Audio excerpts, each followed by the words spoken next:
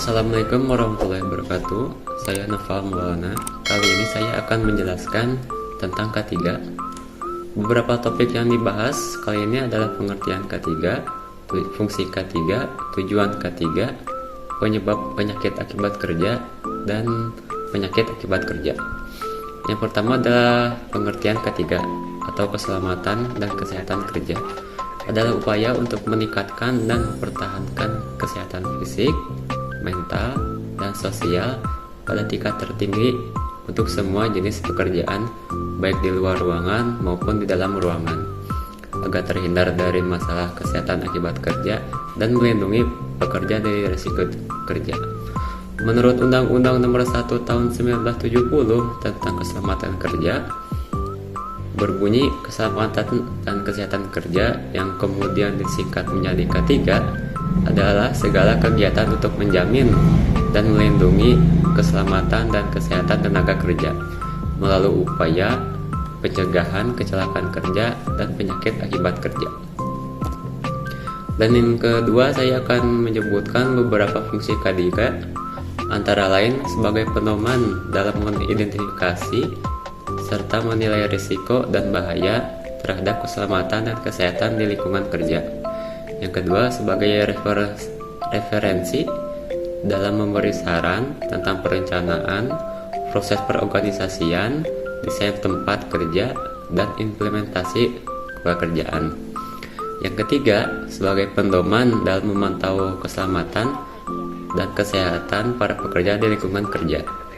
Yang keempat, sebagai dasar dalam memberi saran tentang informasi, pendidikan, dan pelatihan keselamatan dan kesehatan kerja serta alat pelindung kerja.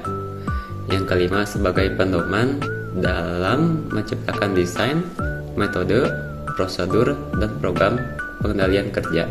Dan yang terakhir, sebagai alat dalam mengelola pertolongan pertama pada kecelakaan dan tindakan darurat lainnya.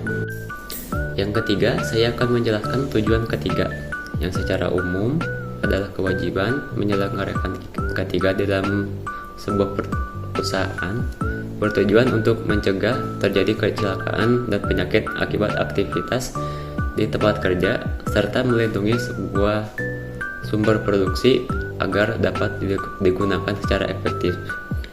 Ada beberapa poin tujuan K3, yaitu untuk mencegah dan mengurangi kecelakaan kerja. Yang kedua, mencegah timbulnya beragam penyakit akibat kerja, baik itu dalam bentuk fisik, psikis, infeksi, dan keracunan atau penularan. Yang ketiga, meningkatkan kesejahteraan, kesehatan, dan perlindungan terhadap para pekerja, baik selama ataupun setelah masa kerja. Yang keempat, membantu para kerja agar optimal dalam bekerja. Yang kelima, menciptakan sistem kerja yang aman. Dan yang keenam, memastikan bahwa kondisi alat kerja aman, nyaman, dan layak digunakan. Yang keempat, yaitu penyebab dan penyakit akibat kerja. Ada 4 golongan, yaitu penyebab fisik, antara lain bising, getaran, radiasi peknion, radiasi non-peknion, tekanan udara, dan suhu ekstrim.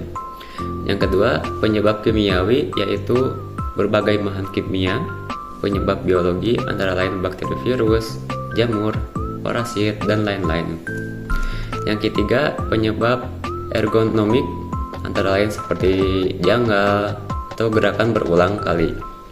Dan yang keempat adalah penyebab psikososial, antara lain beban kerja yang terlalu berat, pekerjaan monoton, stres bekerja, dan lingkungan kerja yang toksik.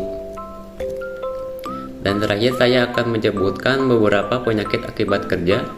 Yang pertama itu gangguan pernapasan, paparan berulang kali atau jangka panjang selama bekerja terhadap zat-zat termasuk debu, asap, dan gas beracun di udara dapat menyebabkan gangguan pernapasan.